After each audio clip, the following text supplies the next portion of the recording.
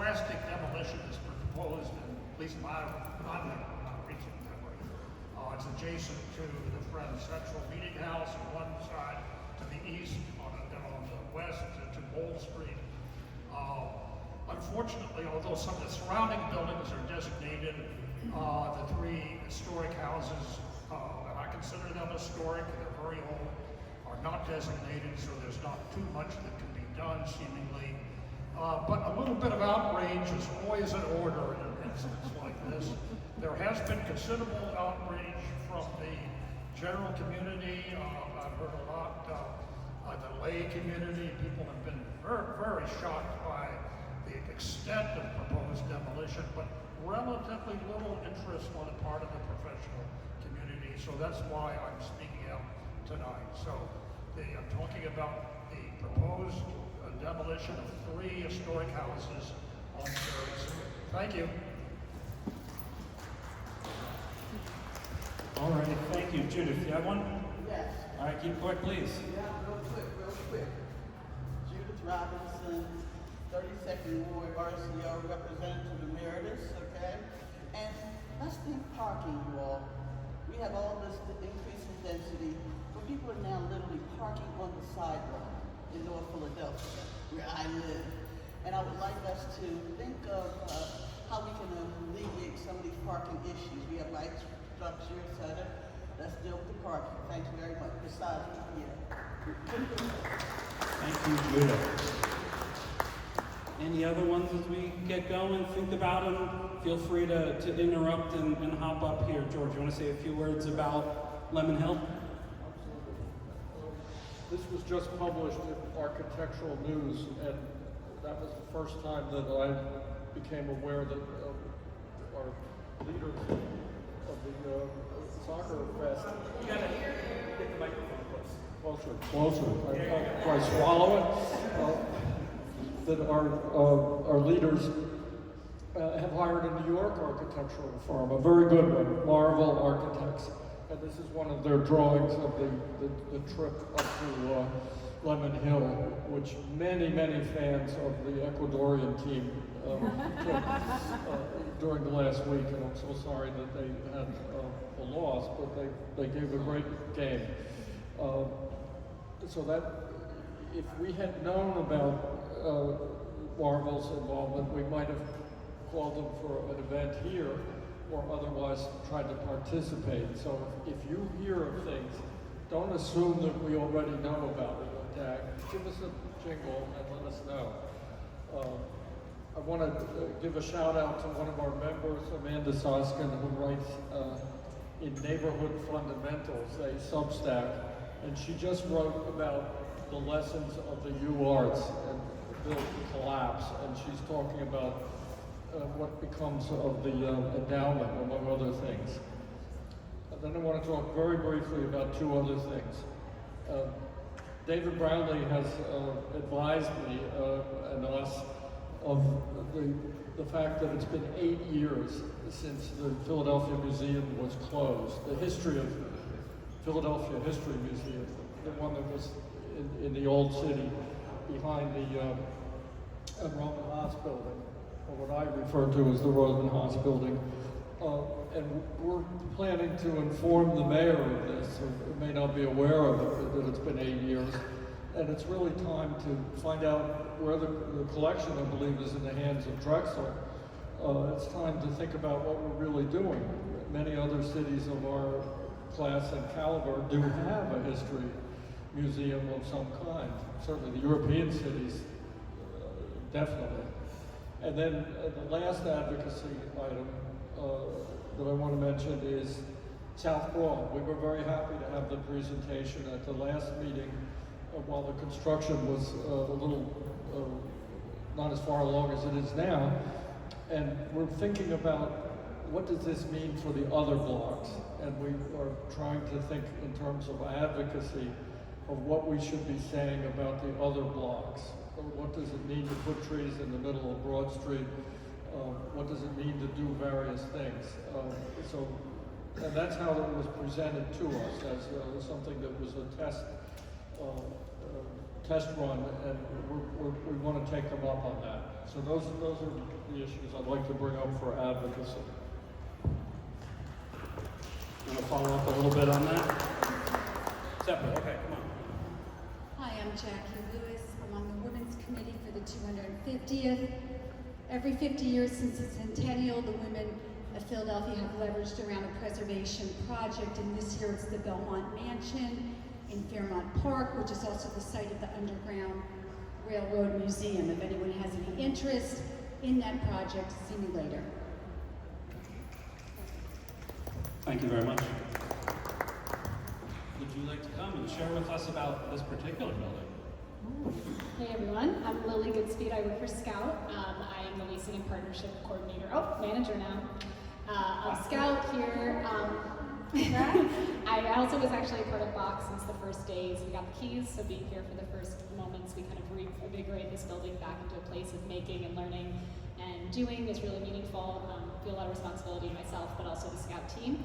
Just wanted to kind of draw your guys' attention to our website, viaphl.com. There's also an Instagram. I think very commonly developers take a very long time to develop buildings and then do a big ribbon cutting. We have a very different model because we do it reiteratively. We do it in phases. And so this building you guys are sitting in, other than 2 spaces, are entirely leased now to artists, makers, community groups. So it's hard to see because it's after 5 on a Wednesday, but that's a community ceramic studio called the Ceramics Department, started by a former alumni who was part of the ceramics department at UArts, and so has reopened it alongside all the infrastructure with memberships, classes, and more. We have a stained glass nonprofit who teaches stained glass to public school youth in the Philly public schools. And we have other organizations like Black Star, Monument Lab, individual artists. Just take a look at our website, see what other events are happening, but also feel free to kind of think about this space as a space that's activated and active and is not waiting for some big ribbon cutting. So appreciate you all, and thank you for being here. Thank you. Lily and her team have done a tremendous job of getting activation in here from the second they got control of it. So it is really, really good work. And for those in the design community, AIA is moving in here, and as well as the Community Design Collaborative. So there's more good stuff coming, and this building will be very active going forward. So again, interrupt me if you think of anything else. A few more things before we get into it. We have our Fan Fest kicked off. It's a contentious site because of its relative inaccessibility, but there has been some really wonderful work that's been done to create additional wayfinding, to make sure that folks know how to get there, to put a bunch of extra bathrooms and water stations. This is the article from The Voice talking about free water restrooms, seating, wayfinding, all the things they're doing around Love Park, Logan Square, Aikens Oval, and Lloyd Hall, sort of pointing people in the right direction. And so it's been quite successful. If you get a chance to go up there, it seems like they're getting a ton of folks for pretty much every game. So that's really exciting to have that many folks gathering around. And with the lack of access from vehicles or from cars, people are walking and taking the bus and taking bikes. So 48 bus. Another exciting transformation. We all know dingy Filbert Street at Reading Terminal is no longer dingy Filbert Street at Reading Terminal. They turned the lights on last week and were able to bring the public into the space. It will be closed off, I believe, from 11 to 6. I might be off on those hours, but every day through the summer, in order for folks to come, they're going to have TVs for the World Cup and for the other events this summer. But it's also just a place. This was opening day, and folks had already taken it over and were eating out there and were using it. So there's Annie Ullman, who presented at DAG last year on their master plan, cutting the ribbon, or we all put sunglasses on because it was so bright in there. But she did a great job getting that to happen. Just a photo of the wonderful, bright, re-energized space. If folks don't know, one of the big things that they like to remind us is they're a 501c3 nonprofit. They are an underfunded 501c3 nonprofit who does a huge amount of work and dramatically outperforms the amount of full-time equivalent people they have relative to the impact they have on our city. So a great place to donate, a great place to volunteer, a great place to spend time. So exciting developments for them. George kind of jumped me on this one, but that's just fine. So this will be an ongoing advocacy item as we continue to push and make it clear that it is unacceptable for a city of Philadelphia's size and historic nature not to have any sort of a Philadelphia City Museum. That has to change, and we have the collection, there is the will, we just have to find the right space and get a little bit of leadership around making that happen. So there is also a neglected building at play here. In terms of other things that are happening, down under the Suburban Station Concourse and a little bit outside here, we mentioned last time that there is the street art show, Platform X. So folks are outside. There are lots of pieces of art hung in the concourse out into the open space, and that is a temporary exhibition that's going to be running, I believe, through early August. So go check that out. I believe there's an opportunity to purchase some of the pieces, to create some art, and to generally occupy that concourse as we're trying to re-energize, reactivate a really nice move from SEPTA to get people moving down there. And then on top of that, SEPTA reopened the South Broad Concourse, cleaned up, painted up, ready to be open indefinitely.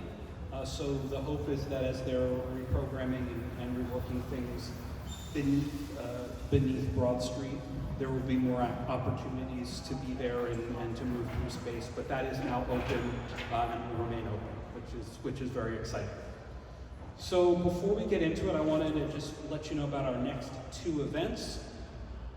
So Oliver Franklin has put together this wonderful documentary, and we'll be sitting up in the screening room up at the top of the stairs next month to talk about the documentary, talk about how it was made, and sort of how it fits into the 250th celebration. So that'll be a really interesting event.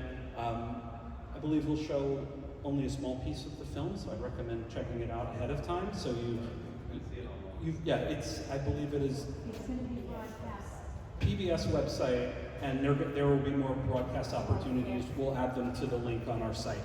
So check out that documentary as a little bit of homework ahead of that event, just if you're so inclined. And then the following month, David Seltzer's coming to talk about transit tourism. He's studied transit systems and transit sites all over the world, has thoughts about our own and how to make the best of them. So we're going heavy transit this summer, and let that be our transition here, as I call Patty Elkis, one of our steering committee members here at DAG. Patty spent most of her career leading DRPC and is, yes, I think that's right. But I'm going to pass it to you to introduce Leslie and get us started. Thanks, Eli.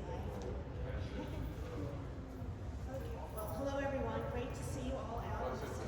Oh, okay, is that better? Okay, got it, I think. Let me know if I... Even more. Okay. Thank you all for coming out tonight on this beautiful night and sharing your evening with DAG and with each other and with our guest speaker, Leslie Richards.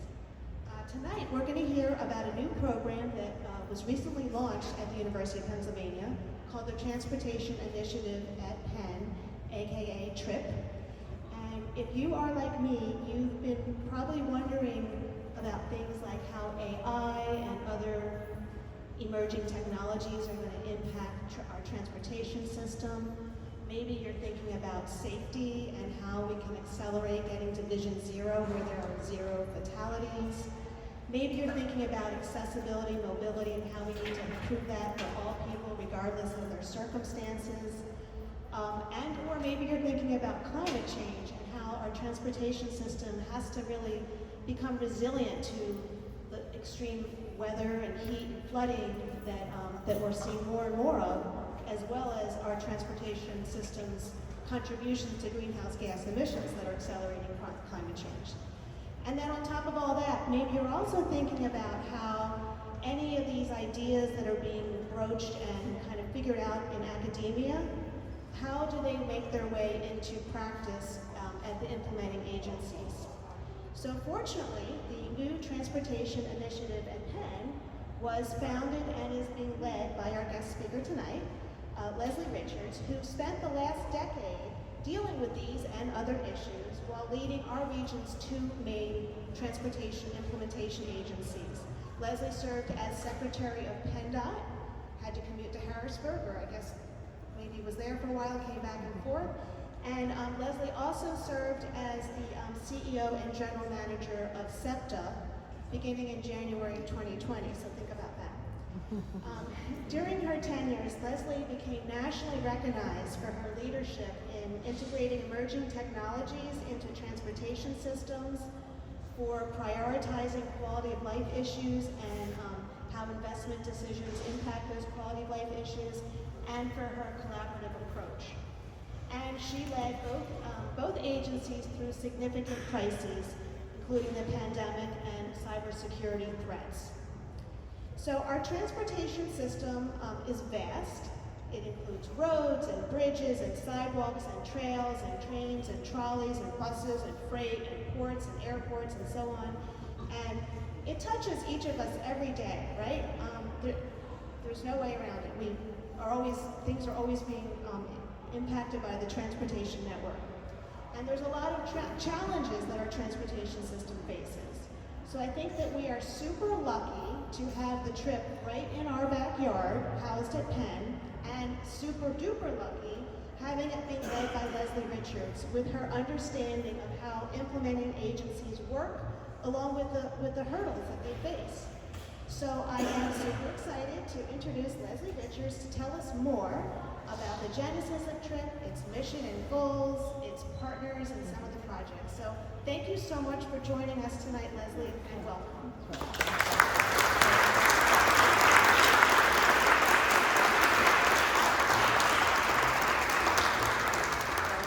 Good evening. It's good to see everybody here. I just bumped into a few former students. Before I forget, anyone who has taken my class at Penn, please raise your hand. So I'll make sure that, there's more than just the two that I was talking to. Just want to make sure that we all catch up afterwards. So really nice to see you.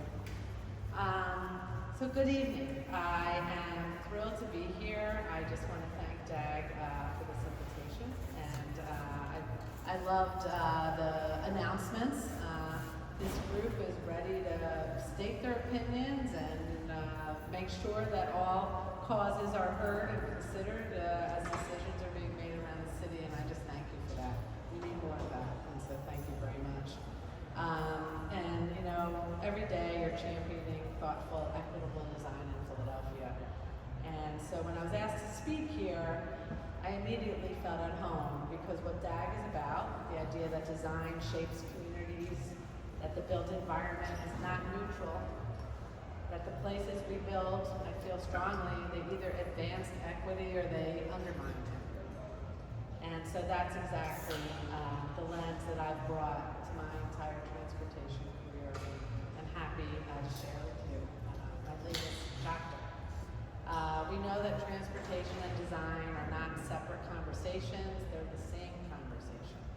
The roads we build, the transit lines we fund, the bike lanes we fight for or against, the bus stops we place or fail to maintain, all of that is design. And all of it shapes who can get where, how easily, how safely, and at what cost, and in an equitable way. And I could talk about many more, and there will be Q&A after this. But two of the projects I worked on at SEPTA that I am extremely proud of, I'm seeing today. And you've already mentioned the World Cup, and very proud for the new wayfinding and signage that SEPTA went forward with. Something I felt very strongly about, knowing that we would have visitors from many countries, knowing that we have riders where English is not their first language, and how are they going to get around? And so actually it started with a Penn intern who came to SEPTA, who was so bright that we didn't have enough work for him to do. And he came up with the idea of how about if we map out how to get around SEPTA if we were in London, if we were in Berlin, if we were looking at New York. And so we took our signage, and we realized very quickly that the systems, and you'll see it when David Seltzer comes in a couple months, when we use shapes and colors and numbers and letters, people feel safer because they know they can navigate the system, and that more people will use the system because they're not scared of being lost. They have confidence that they'll get to where they're going, and it's just more clearly explained to them. And so I am thrilled to have that signage here right now. We did decide purposefully to, my phone went to sleep while I was here, so let's get it back up. We did design purposely to do the Broad Street line first, knowing that the World Cup was coming, knowing that the Broad Street line would be heavily used, and so I hope all of you have been seeing all of those signs around, and Market Frankfurt line will be soon, and then they'll move on to the trolleys, and so it will be throughout the full system. I'm also really proud, if many of you have seen the articles, that there is going to be real-time data that is being placed on bus stops that are not just in Center City. Like, we've been pushing for real-time data, and trust me, we're still working on it on the subway systems. It's a very old system, and we have signals that are very, very old. We have a mainframe that we're using. We have, as many of you can remember, SEPTA is actually the culmination of many different transit agencies that were not doing well. And that the state back in the 60s said, let's put it all together and make it SEPTA. And I always would laugh when I would be asked questions, why isn't SEPTA doing so well? And I said, well, you realize it was multiple agencies that were all failing. And you put them all together. And now you're wondering why we're not making a profit and we're succeeding. You didn't really give us the best, the best foundation to work with. Not to say that just because we didn't, create the problem doesn't mean it's not our problem. It is. But getting the real-time data to some of our most disadvantaged neighborhoods where time is so important, and making sure that people are not wasting time, right? Who have to rely on public transit, who can make decisions that if a bus isn't coming because maybe we're short on operators, or maybe there's a detour, or maybe for a variety of reasons, they can make another decision. Just like those in Center City can make smart decisions for themselves. And so I just wanted to mention those two. I'm just very proud of both of those projects that we're seeing come to fruition right now. And of course there are others, and I'm more than willing to take questions on any other projects that people want to talk about. So, first of all, I am grateful to be invited into this space. It is absolutely beautiful. I love what Scout has done with it. I will be back for sure. I might be over at the beer garden later as well. But I do want to share what I've been building over the past year. And it's a new initiative at the University of Pennsylvania called TRIP, the Transportation Initiative at Penn. I want to explain why I started it, what it's done in its first year. Well, we're almost 1 year old. And some big lessons that I am taking away. And I generally hope that by the end of tonight, you'll see TRIP as a resource for DAG members, certainly, and a resource and hopefully also a partner so that we can work on many of initiatives in the future together. So where did TRIP come from?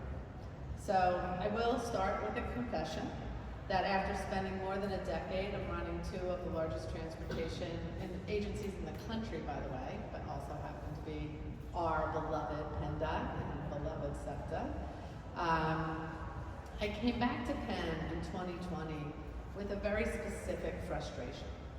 And that was, throughout my career, I kept running into the same wall, which was extraordinary research was going on at Penn and many other universities in this area as well as across the country that could have really helped me solve real problems. However, that gap of research and what you have time to listen to or look at as a CEO of a large public agency is big. And we really needed to be able to know how to deploy new technologies, how to build public trust, how to feel and close that gap between mobility access economic opportunity. But some of that research sits on shelves and doesn't get to the right people. And it doesn't sit always in the same format, right? It needs to be in a format that can be easily digested and applied. So while I was watching some of the researchers in isolation and publishing very important findings that never made it into a policy brief or a procurement document or an agency strategic plan, I saw that the two worlds that really needed each other, separated by culture, incentive structures, and just no forums for genuine exchange in this way. And TRIP is my attempt to fill that gap. And I was thrilled when the current chair of the Department of City and Regional Planning at Penn, Megan Ryerson, asked if this would be something I'd be interested in. Of course I said yes. Of course, I had no idea how I would do it. I had no idea. I'm learning about an academic environment, and let me tell you, if you think SEPTA could be tough and PennDOT could be tough, being an elected official might be tough, navigating the University of Pennsylvania is a whole other set of challenges, and I'm enjoying every minute of it. And so we launched formally in 2025. It's housed in the Penn Institute for Urban Research.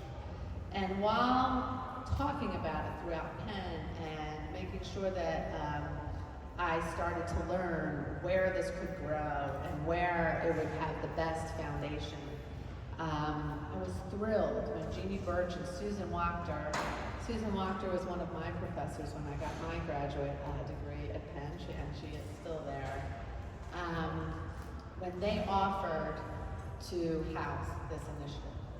Because the Penn Institute of Urban Research is a provost level, president level, was started under Amy Gutman.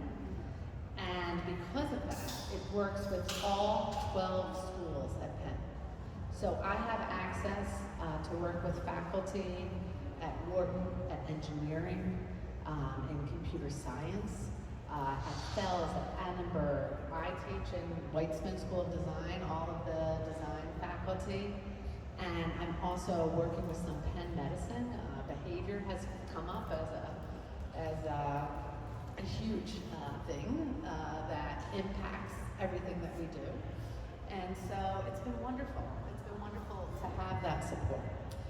Of course, they provided a little seed money. They provided a few part-time people to help me just get it started.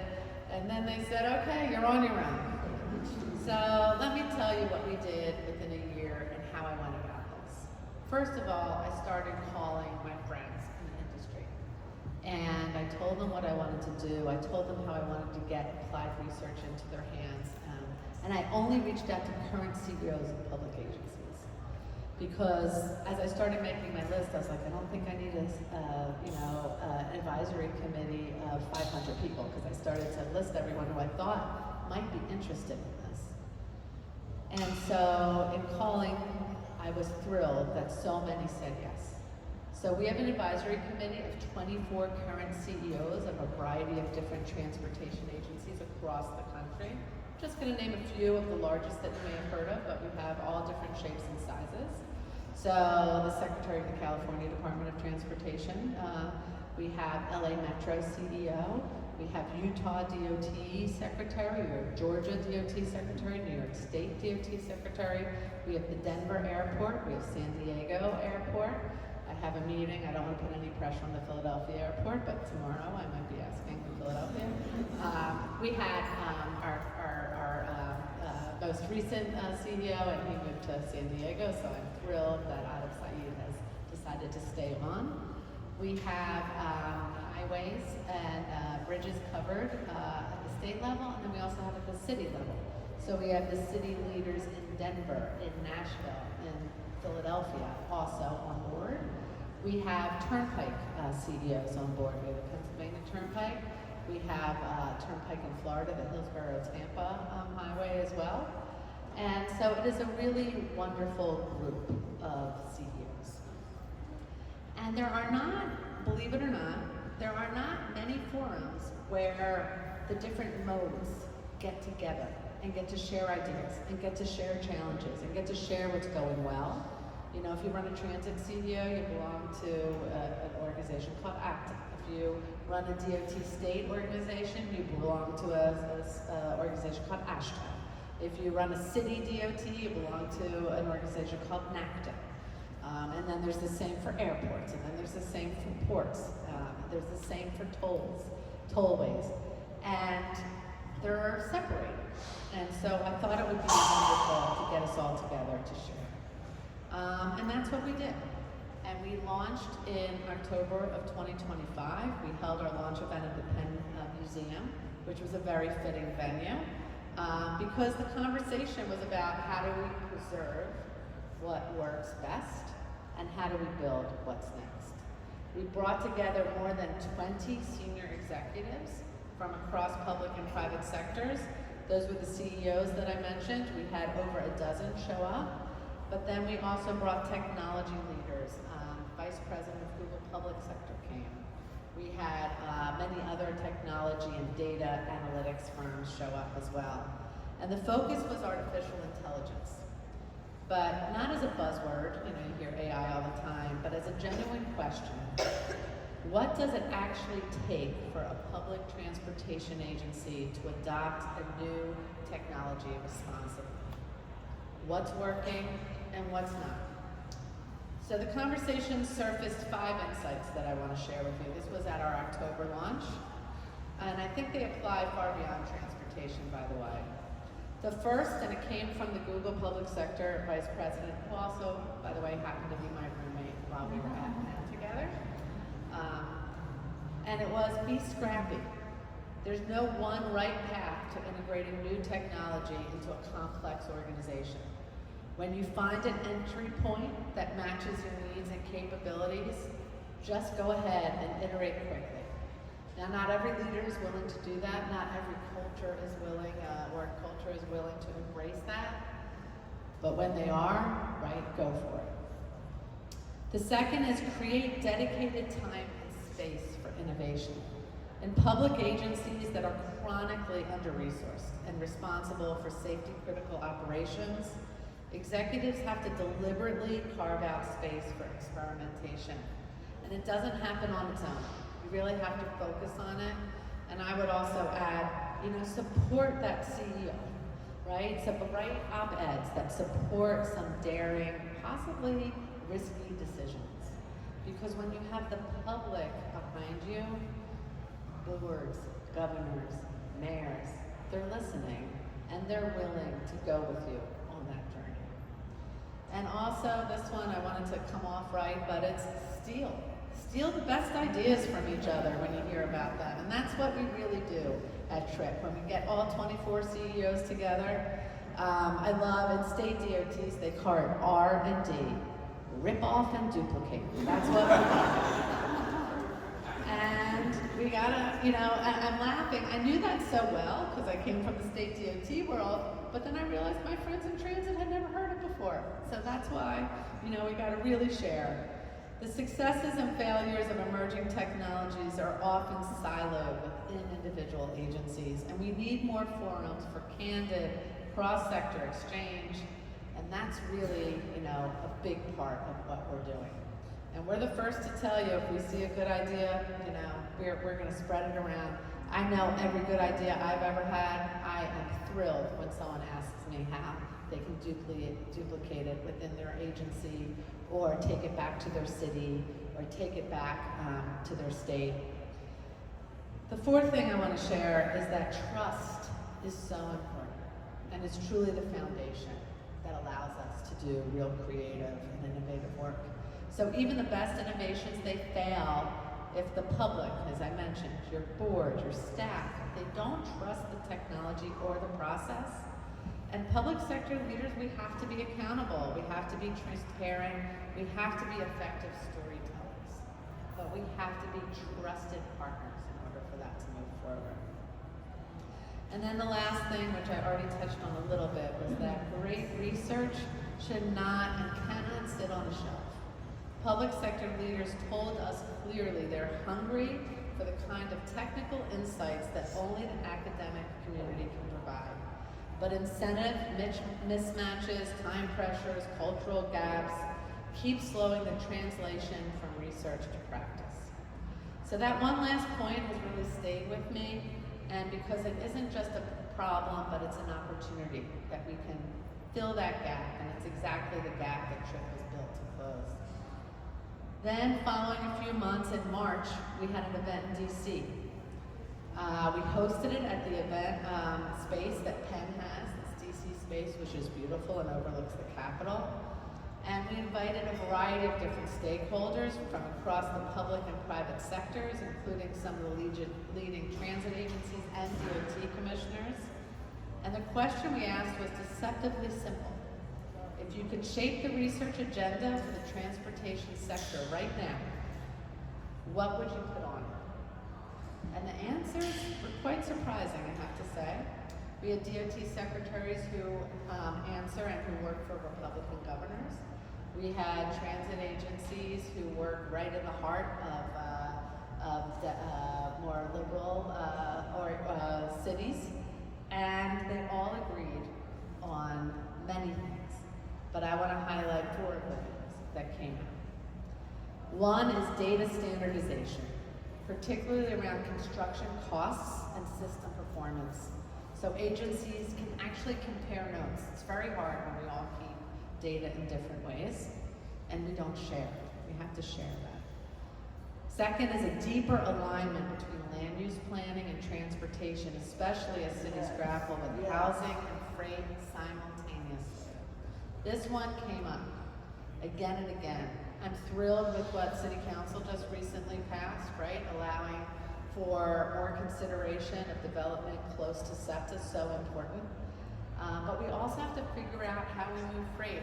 Just this past weekend, I was at a workshop in Chicago, and I was sitting next to the Secretary of the Kansas Department of Transportation while I was at PennDOT. I should say she's former. We're both recovering from those jobs. But she said we have to talk about freight because highways and bridges, they're not evil. And it's how our agriculture gets around our country. And it's how food that comes to everyone's plates while they live in the cities, they live in rural areas, in the suburbs. And so we can't just, the conversation will turn to transit like it so often does, but we have to figure out how do we help everybody. And she was a really good reminder of that. The third thing that came up is the talent pipeline. And we really needed to match where the sector is going, not where it has been. There are new jobs coming about, new skills that are needed, and we need to figure that out. And then the last thing that was discussed was research and how to build trust among the public, elected officials, agency leadership, and frontline staff as a precondition to be able to take the risks that need to be taken and to get the innovation that we want to see. So that alignment is extremely important, and I know it's one that the members of DAG care about deeply. And so I'd be open to any ideas that you have of how we can really leverage that and deliver on what that great combination can mean for this area as well as across the country. In March, TRIP also co-hosted with the Institute of Urban Research a briefing with the Volcker Alliance on what's happening at the federal level, what it means for transportation agencies and communities like ours. The short version, the federal funding landscape is more uncertain than it has been in decades. Priorities are shifting. The Surface Transportation Reauthorization Law expires this September, and the process is going to be complicated. Agencies that have depended on predictable federal funding are being asked to plan under conditions of significant volatility and uncertainty. The lesson for cities and regions like ours is not to wait for Washington. It's to build local capacity, strengthen state partnerships, and develop the kind of analytical rigor that lets us make the case for investment, whether or not the federal wind is at our backs. And we can do that. We have been doing it. It's something I feel strongly about. It's what I truly believe. And that's an area where research community can play a critical role in helping agencies understand their options, model scenarios, communicate clearly with the public about trade-offs. It's really not optional. I feel it's truly essential. And so I'll leave you with 3 lessons that I'm seeing, and that is the culture of an agency. It is so important. I'm sure, there's those sayings, and I don't know who said them, culture eats something for breakfast, strategy for breakfast, technology for breakfast. The culture is really important, and we spent a lot of our time at our launch talking about AI, but if the executives in the room are not ready to take that risk, it's not going to happen. Public agencies are by design very risk averse, and we're accountable to the public in ways that private companies are not. And it's appropriate, but it also means that the deploying new technology requires trust building at every level, and with your employees, your frontline workers, with your riders, with the press. We already mentioned boards and elected officials. I saw it firsthand at SEPTA and PennDOT, how I wanted to move data analytics into our maintenance operations. The technology was ready, but I have to tell you our culture was not ready. And so we had to take the time and we had to step back. We had to invest in training and communication. We had to demonstrate early wins before we really could scale it up. And those conversations are still going on. They take a long time, and we have to be patient, which isn't so easy to do. And so we can produce this research on these technologies and produce research on adoption and really help that organizational, cultural, and governance conditions allow innovation to take hold in public institutions. Lesson 2, and we're dealing with this too, is the hardest problems almost always require interdisciplinary solutions. You can't silo these solutions, and that's why I'm so proud of the far reach of TRIP, working with all 12 schools and faculty throughout Penn, and as well as our advisory committee.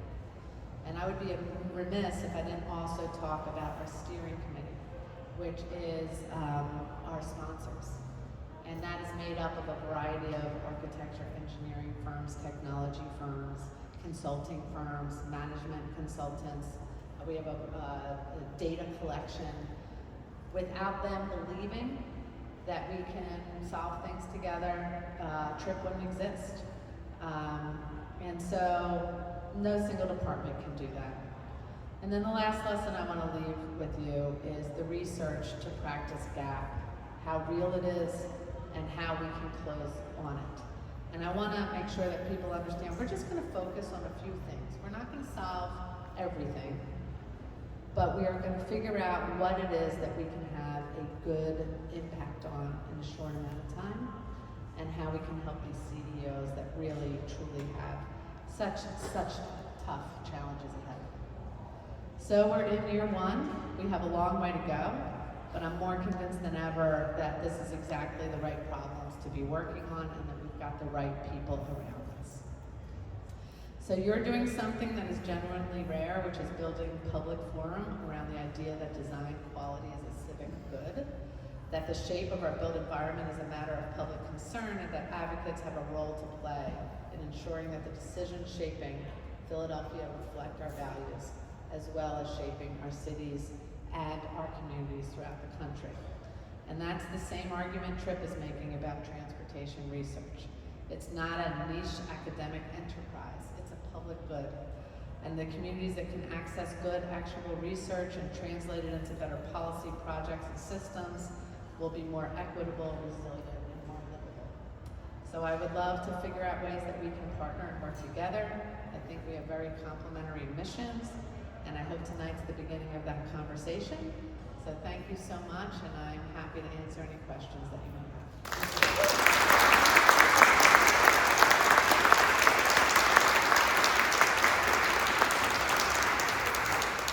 I didn't do this on purpose, but I wasn't looking at the time, and Patty said it'd be good if you spoke till 6:30. And guess what? On the nose. Thank you. Yes. Okay. Well, I'm going to be the first to ask a question because I've been thinking about this even more. Now I'm going to say that again.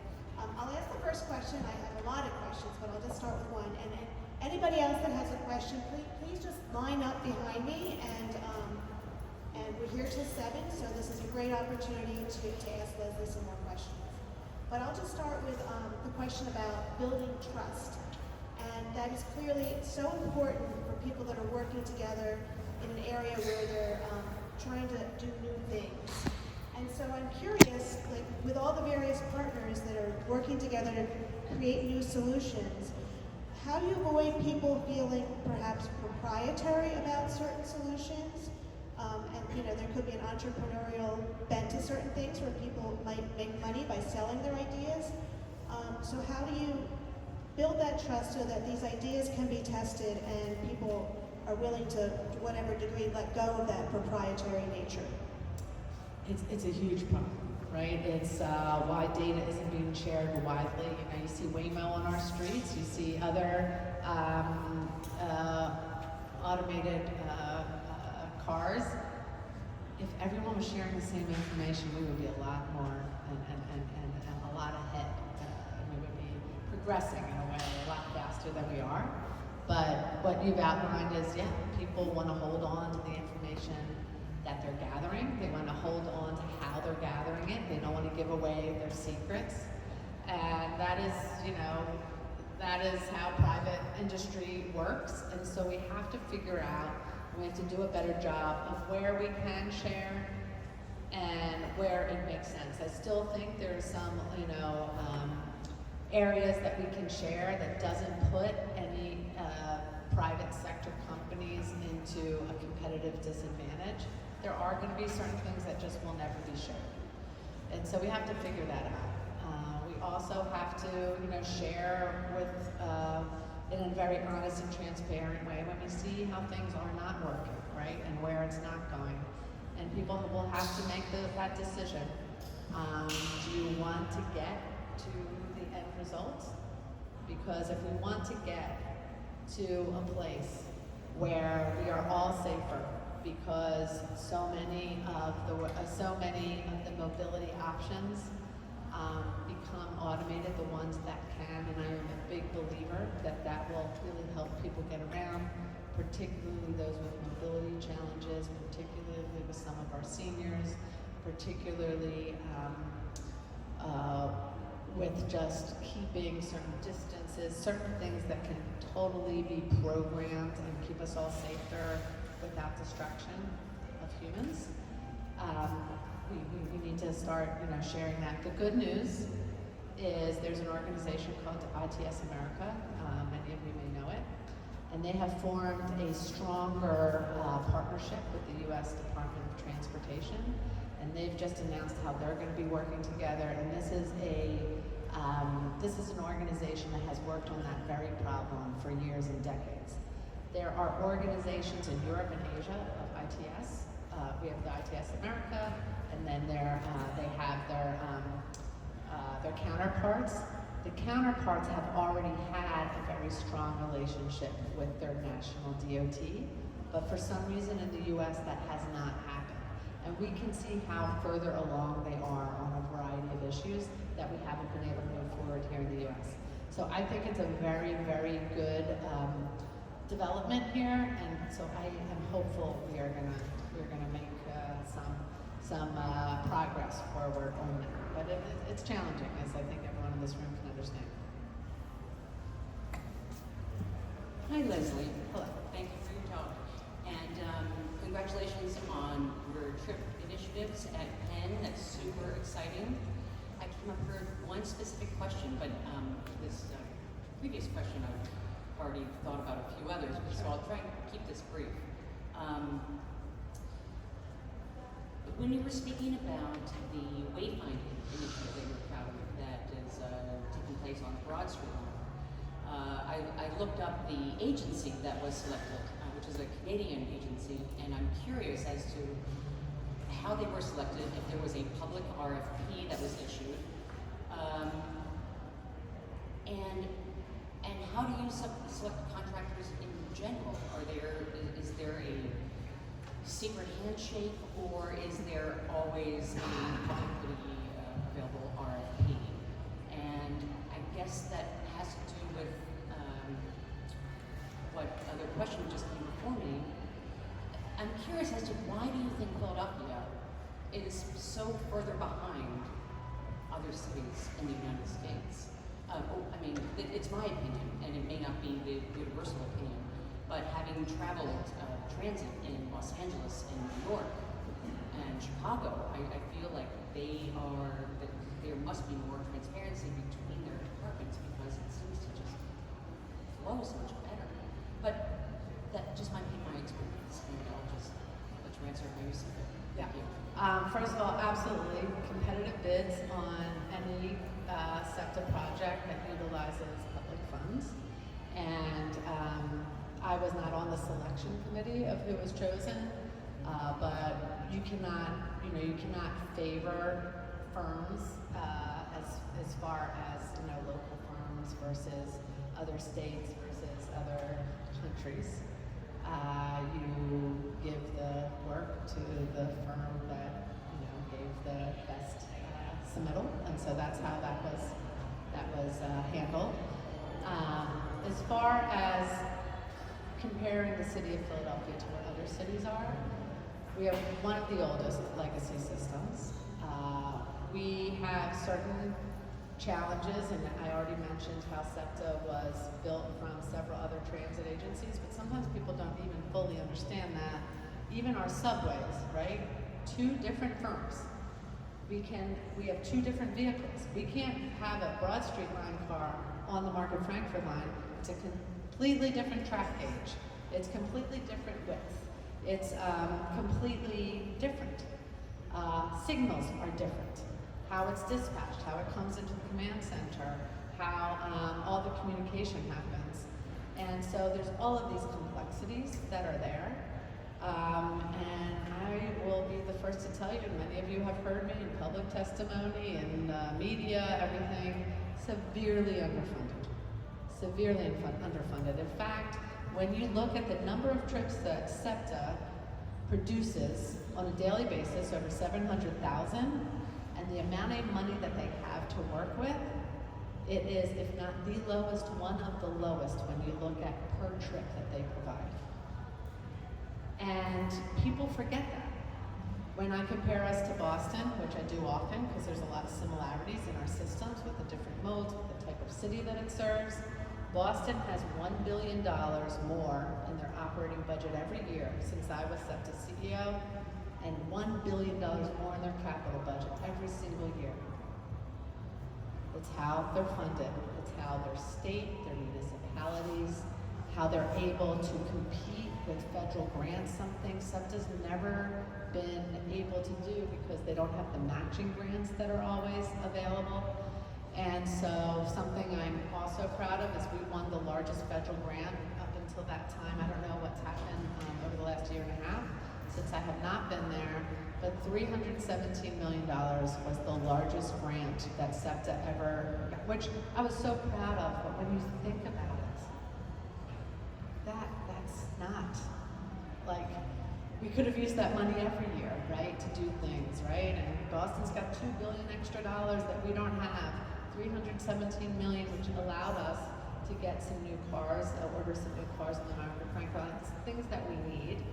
And so they're just, trying to work within the resources that we have. And so that's a big part of it. I could answer that question, for a longer amount of time. I see questions, but I'm happy to talk to you more about it. But I don't know if everyone's always so aware of those things, so I just wanted to bring that up.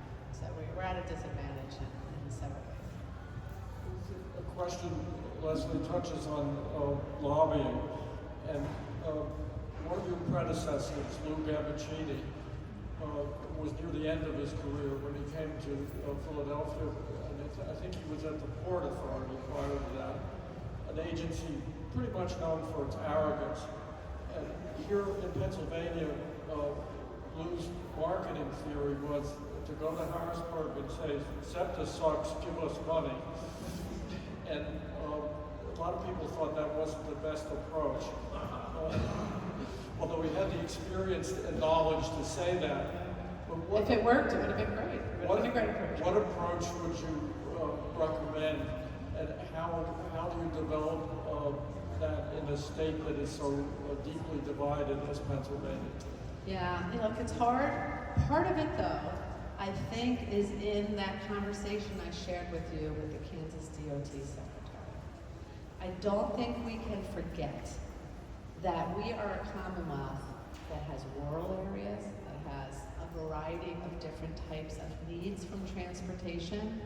Philadelphia is very aware of how important a transit agency is to the community and can be.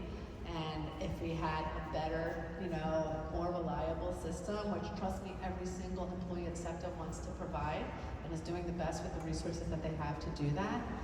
Pittsburgh can relate to that. But outside of those two cities, there aren't many people in the Commonwealth of Pennsylvania who can understand why transit is so important. And it doesn't impact their communities. So we have to find the conversation that benefits everyone. And while I tried to relay, and many general managers, I think our current one also is trying, I think ones previous to me have also tried, to show how all of the economic activity here in southeastern Pennsylvania helps the entire Commonwealth, it is just a message that doesn't resound well with others. They don't want to believe it, or they just don't care. And it's tough. It is a tough conversation. We keep having it. I've always tried to be very, very positive about it. I've always tried to show the links. I found out that many of our state reps would bring family members to Philadelphia for medical care.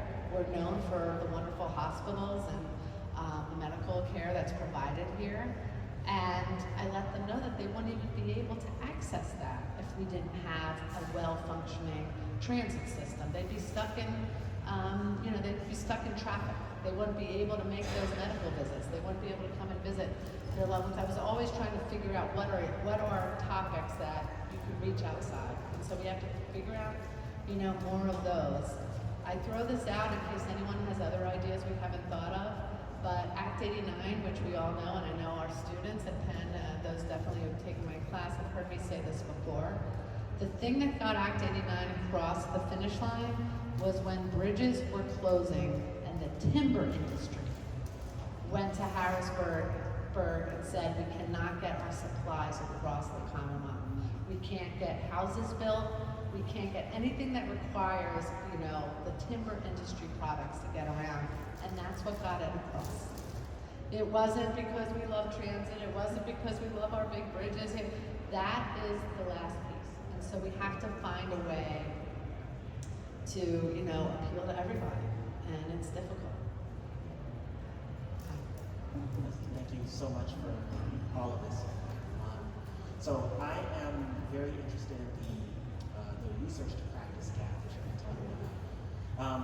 And I'm curious about maybe a couple of concrete examples. Like I'm not sure if it's if there are research findings that people are hesitant to implement, or if it's that public agencies are hesitant to participate in research. So like if you could bring up like a couple of off the top of your head, maybe a couple of the research findings that you would most like to see implemented by some public agency, and what's standing in the way of those being implemented.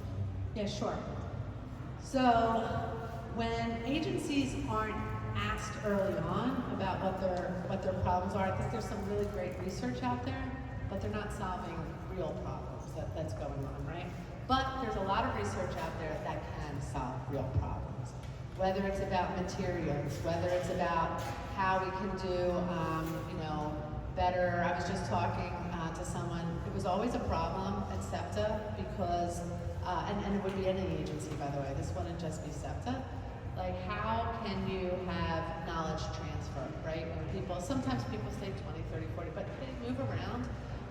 We had that happen when we had to do a vehicle procurement. We were really excited, and then all of a sudden realized that no one who had done the last vehicle procurement on that typical type of vehicle was around because it hadn't been done for 25 years. And so even there has been research on how you can document past projects, right? That it utilizes AI, and how you can get all that information so it's still at your fingertips, right? Something as simple as that, right? And it already exists. And like notebook LLM could be, like things could be used, but it doesn't, the discussion doesn't get talked about, right? And so that's just like a quick example of how it could be, and there's, you know, many other examples, whether it's with some materials that could be utilized and just knowing all of the case studies in different agencies. Again, the crossover of what's been used at a DOT versus what's been used at a transit agency versus what's been used at a toll agency, because there's not a lot of gathering of that information together, and research has done that as well. And so just taking, you know, a look at what are some of the process and the operations that can be used, and it can be in communications too, right? When you take a look at some large events, how some things have been more successful than others. And sometimes the research, I touched on a little bit, it's for publication. It's in a, you know, it's in a journal or something. A CEO at an agency, unfortunately, not something I'm proud of, by the way, just doesn't have time to read, you know, a 20-page article. I wish that we did. It just seems like a luxury, right? Because we're trying to put out 100 different crises that came across our desk just that morning and figure it out. So maybe presenting the same amount of information, but in 2 pages. Maybe highlighting it in a different way. That I think that could also help. But I'm happy to again talk to you about some specific specific examples. Hi, Leslie. Thanks for sharing your expertise with us. My question has to do with the image of Philadelphia as a welcoming city. And I'm sure we're all thrilled that at least as we got into the springtime here in the semi-quincentennial year, that we have at least a temporary Greyhound bus terminal. But do you have any information on the planning and design of a permanent Greyhound bus terminal and where it might be? That is the one transportation project that I have nothing, absolutely nothing, no insight. That is not under my purview. That was a city Greyhound business type of thing. So that is, I never ran the city Department of Transportation. But I know that there's been a lot of discussion, and I know when you look at where it started and where it ended, it seems to be in the same place with a lot of pain in between. So yeah, I can't comment.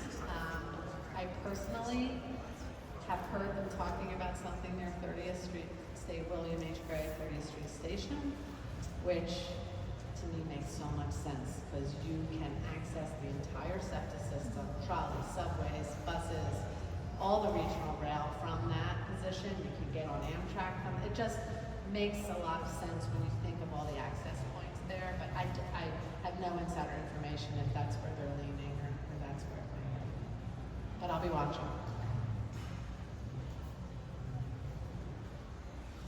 Thank you. I've been a transit nerd since I redesigned the Broad Street pedestrian concourse as a graduate student in interior design. The only person who ever asked for PDF of the concourse for an interior design program. But I'm curious about the patience it takes for these types of things.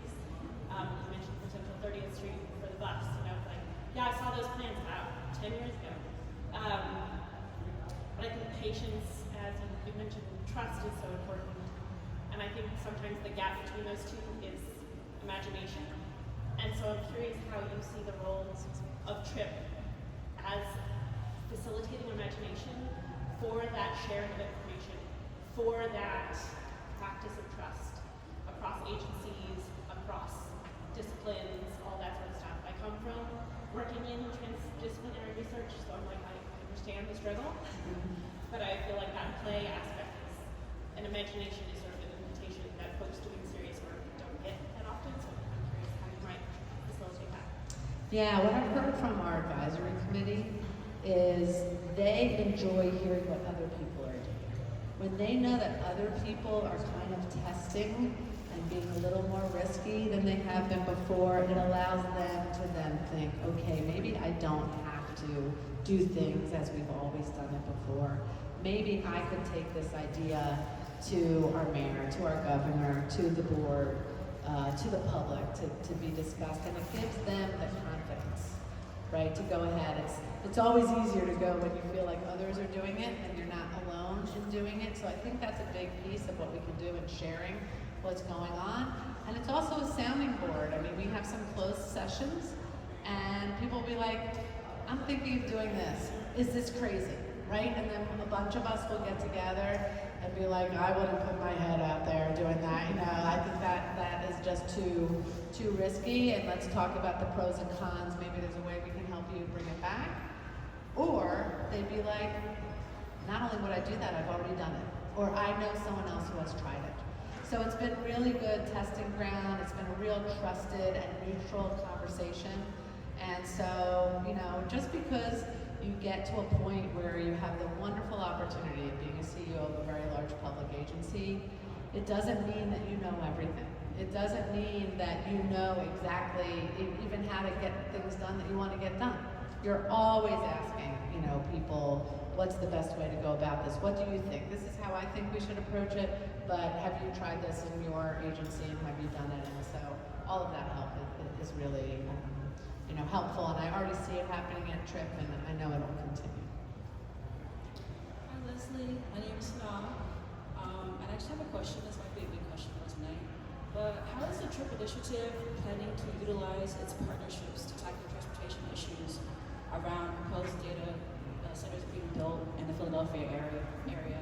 I think it's amazing that you built this hub for different disciplines, because interconnectivity and understanding it, the planning world is so important.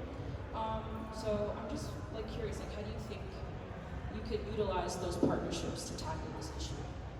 Yeah, so I want to be very careful, and I don't want to not answer your question, but TRIP, the problems are being led by the advisory committee, who are in the seats right now making decisions and challenges that are facing them right now. So if it's a topic that comes up, we will talk about it. If data centers is something that these CEOs are dealing with on a regular basis and they have to address immediately, it will be a topic of conversation. I haven't heard that specific topic come up. That does not mean that we couldn't pose the question and see how they feel about it, because future iterations of TRIP, as I said, we just launched in October, we're working on being 1 year old. I plan on having webinars where students and members of the public ask our advisory committee about topics. And so that's probably where a topic like that would come up. And I know I would be willing to answer that question. And I know that the other CEOs would be definitely able to tell you how they're dealing with it or not dealing with it, or what they're hearing in their communities. So I think that's how that type of topic would be discussed. Before you start, this is the lightning round. These are our last 3 questions for the night. So if you guys could keep it tight, but I will keep my answers tight. These are our last 3, and we appreciate it. Hi Leslie, my name is Sean. I was wondering with Philly Coalition, with SEPTA and Muir since Jane Golden is leaving us, would there be some sort of collaboration even with Philly Camp? Or maybe, I like to have fun with a lot of organizations, ICA, I'm calling you out also, University of Pennsylvania, Temple University, Drexel University. I like to play this little potpourri up front of all institutions and have it kind of like mixing it up. Yeah. What I'll say, I can answer that one quickly. Look, I'm all for, I think bringing, you know, creative work is wonderful, especially to our writers. 2 things we did at SEPTA, which I loved, is we did a reading initiative where we had artists draw some of the children who are actually writing, right? Like it was after real children. They could see themselves. Tasker Morris and Erie Station were filled with different poems to read and different books to read, and kids could see themselves.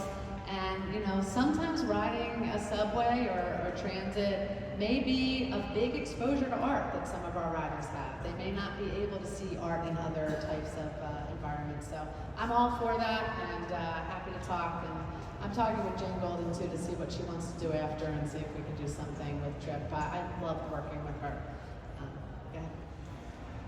Hey Leslie, thank you for coming out.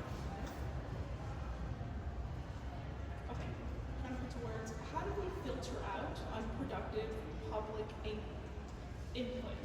Where the building trust, okay, this will naturally be unpopular because it's new, because it's change, and we can't let that stop us from doing the good work.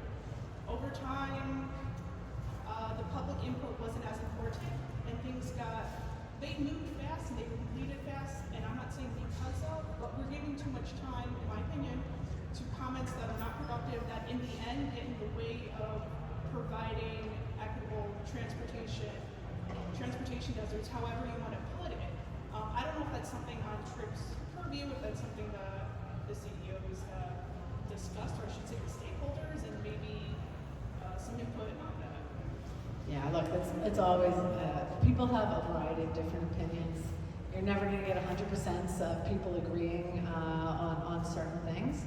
And so it's part of, you make the case, you make it as clearly as you can so that people have the information they need to make their opinions. And then the decision makers have to decide, do I need the majority to move forward? Can I move forward? Do I believe in this? And do I move forward without having the majority of opinion? I mean, everything that moves forward, if you wait for consensus every single time, you're only going to get certain things done. I'm not saying it's popular, I'm not saying it's the way to do everything, but there have been times when I've waited for consensus, and then there have been times when I just, felt like it was the best reason to move, and I have been very clear on how I made those decisions and why, and I think that's, how you make progress. And I will be the first to admit that not every decision I made was a good one. And, learn from that and then figure out, the best way forward. It's always easier when you have the public at your back and the majority, if you can do that, but it's not always, it's not always going to happen. But I do firmly believe in getting as much information out to the public as you can so that everyone can, have that, as much information to figure out where they are on that topic. Okay, our last question. I've saved us 2 whole minutes. Thank you for your presentation. I noticed Tripp has a high-powered, large group of people, but they're all on the same side of the fence. My question is, where are the users in this? I don't want a complicated sign that tells me the next 10 buses aren't coming and I have to walk. I want a bus when I get there. We need to think about the users, and this is a common problem.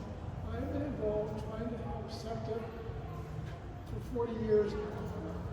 And like 25 years ago, I believe it was the fiscal year 2000 hearings, I prepared a 1,500-page report, little tiny numbers like telephone book size. I started out trying to know what was wrong with the service standards, why the routes jumped up. And what I found out instead was the SEPTA's pub, they were fussed around with the routes at the bottom, and while they were trying to deal with the routes that didn't perform, the routes at the top were losing some more money, and every year they lost more than they were saving on the bottom, and didn't even know how to grow revenue.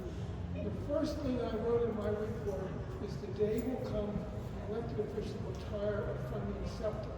It took 25 years, but 2 years ago that happened. But not one hearing was ever even mentioned. I turned in a 2,500-page report. So somehow, as somebody asked, how is it done? There's a bit of a closed mindset, and I would like to suggest that Tripp include some users on there, so that the users There are definitely, all agencies need to talk to the users.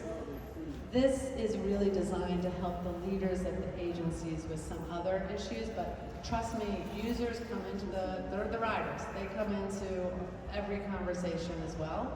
And I'm happy to talk to you after about some of your questions and what we're trying to do with ridership there. But I thank you for all your questions.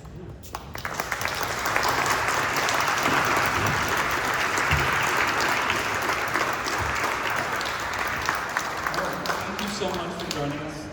It's been really wonderful. I appreciate you coming out, and we will bother you as time goes on and hopefully bring you back as there's more to discuss and more to share. Just as a reminder, if you want to go out to Frankie's, that door will be open. There's also an easier way out onto Pine Street if you decide to go that way. We will be back here July. We're talking up in the film room about the documentary, Becoming Philadelphia. Did I get that title right? Becoming America. Sorry. And then we will also be back here in August with David Seltzer talking some more transit. So thank you all for coming out. Appreciate and enjoy this wonderful space. It's wonderful to be here, and we will see you next month.